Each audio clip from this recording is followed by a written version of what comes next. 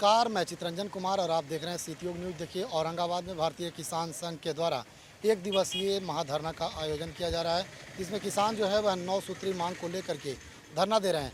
किसानों के बीच कुछ नेता हैं, उनसे हम जानने का प्रयास करते हैं कि क्या कुछ इनकी मांग है, समस्या को क्या इनकी समस्या है और किस समस्या को लेकर के यह धरना प्रदर्शन दे रहे हैं। क्या नाम हुआ आपका? मेरा नाम प्रद्युम्न कुमार सिंह है। मैं जिला सह मंत्री भारतीय किसान संघ औरंगाबाद हूँ। क्या कुछ मांग है, किस मांग को लेकर के आप लोग धरना दे रहे हैं? वैसे मुख्य मांग किसानों का अपना है, वह है लाभकारी मूल्य प्राप्त करना। किसानों का समस्त जो कृषि उत्पाद है उनका लाभकारी मूल्य मिल सके, इसके मुख्य मांग है।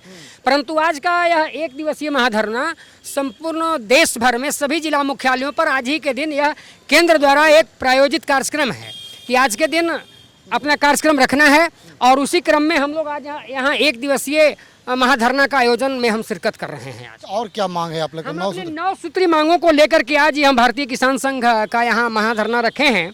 उसमें जैसे परिमार्जन में समस्याएं आ रही हैं। किसान का अभी तक पुराने जो बिल है जो करता है अपना जमाबंदी, उसका परिमार्जन आसानी से नहीं हो पा रहा है। दखल खारिज की समस्या, उसके लिए किसान दौड़ रहे हैं, उसको लटका दिया जाता है किसी न किसी कारण से, जबकि सरकार से गाइडलाइन है कि उसको इजी वे में कर देना है। जो किसान का जो भी अपना जमाबंदी नियमित समय में निर्धारित समय में कर देना है, लेकिन किसान का इसमें दोहन शोषण हो रहा है, काम हो नहीं रहा है। तीसरा सबसे भी ज्वलंत मुद्दा है जो सर्वे का हो रहा है कार्यक्रम। सर्वे में सबसे बड़ी समस्या है कि किसान को कुछ ऐसे कागजात चाहिए जो सरकार के रिकॉर्ड रूम से प्राप्त होता है। जैसे उसका आपको खेसरा है, खतियान है, स्वयं सरकार के पास उपलब्ध नहीं। अब किसान लाए तो कहाँ से लाए, ये समस्या उपलब्ध है।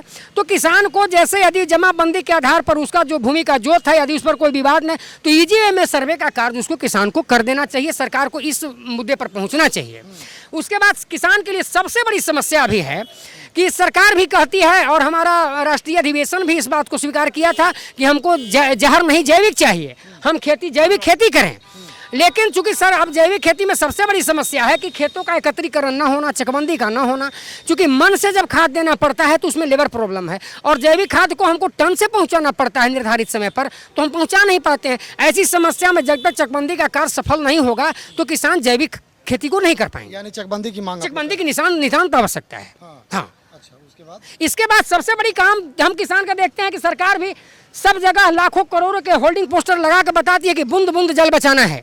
हमारे यहाँ की समस्या क्या है कि करहा के सुदृढ़ीकरण, उसका पैरेलल चैनल के नहीं होने के कारण हम लोग देखते हैं कि जिस काम से पानी को नहर से आता है वह नाले के माध्यम से नदी में करहा सुदृढ़ नहीं होने के कारण वो नदी में बह जाता है। और किसान अब जहाँ से अब कुछ इलेक्ट्रिक की सुविधा उपलब्ध हुई है तो ट्यूबवेल से पानी निकाल करके पटवन करते हैं। किसानों का दोहरा दोहन है, एक तो इनको नहर का देना पड़ता है। रुकना चाहेंगे। जल जीवन हरियाली के तहत अभी पोखर और आहर की उड़ाई की जा रही है। अभी एक घटना घटी है मदनपुर में, 4 बच्चों की मौत हुई थी। जी जी जी। आप जानते हो क्यों? बारून और मदनपुर दोनों में। हाँ। पता है क्यों वो हुई थी? हाँ, वो तो असुविधा के कारण, जैसे जब कोई पोखर बनाता है तो उसे उसका गाइडलाइन होता है कि उसको एक जाल के द्वारा उसको घेराबंदी करना चाहिए। ये सब असुविधा के कारण ये घटना घटी है। इसके लिए तो सचेत होना पड़ेगा। जल जीवन हरियाली तो आवश्यक है ही। हम एक बहुत बड़ा महत्वपूर्ण मुद्दा को आपसे कहते हैं, हम बूंद बूंद जल बचाना है। जबकि किसान का हम देखते हैं कि प्रतिदिन हम लोग भी चाहते हैं कि खेत से हमारा पानी न बहे, हम बचाना चाहें, लेकिन करहा नहीं होने के कारण जिस पानी को हमको पटवन करना चाहिए वो पानी नदी में जाता है, और जिस पानी को जेठ के महीना में हमको पीने के लिए रखना चाहिए उसको निकाल के भी हम पटवन करते हैं। एक तरफ हमको रेट भी देना पड़ता है, किसान का बिल भी देना पड़ता है, हमारा पानी भी जा रहा है, पानी भी बर्बाद हो रहा है। इस पर ध्यान बड़ी सख्ती से किसान को, सरकार को देना चाहिए। इसे लेकर के कभी पदाधिकारियों से मिले हैं? कई बार हम जिला में इस तरह के कार्यक्रम के हम पदाधिकारियों को, मैंने सरेआम हमारे यहाँ जो परसाल जनसंपर्क अभियान हुआ था उसमें एसडीओ साहब को मैंने बताया कि हम आँख फाड़ के देखते रह जाते, हजारों क्यूसेक पानी बर्बाद होता है। एसडीओ साहब, इसकी आप अविलंब व्यवस्था सुनिश्चित करिए। धरना दे रहे हैं, अब तक कोई पदाधिकारी आया है कि नहीं? अभी तक कोई नहीं आया है यहाँ। इसके बाद आप लोग क्या करने वाले हैं? हम इसके बाद हम लोग यहाँ धरना देंगे, फिर ज्ञापन देंगे। एक दिवसीय कार्यक्रम है, यदि सरकार ध्यान नहीं देती है तो फिर हम लोग लंबे समय तक इसको चरणबद्ध आंदोलन के रूप में कार्यक्रम हम लोग ये काम करेंगे। हाँ। तो देखिए, भारतीय किसान संघ के द्वारा जो है वह औरंगाबाद में एक दिवसीय धरना का आयोजन 9 सूत्री मांगों को लेकर किया जा रहा है। इन लोगों ने अपनी समस्या को बताया और कहा कि कई तरह की समस्या किसानों को है। बूंद बूंद पानी बचाने की सरकार जहां बात करती है वहां कई क्यूसेक पानी ऐसे ही अन्यत्र बह जाती है। उसकी व्यवस्था करनी चाहिए, उस पानी को बचाव करना चाहिए ताकि आने वाले समय में उस पानी का समुचित उपयोग हो सके। और भी इन लोगों किसानों ने बताया कि समस्या थी, जिस समस्या को लेकर के ये धरना दे रहे हैं।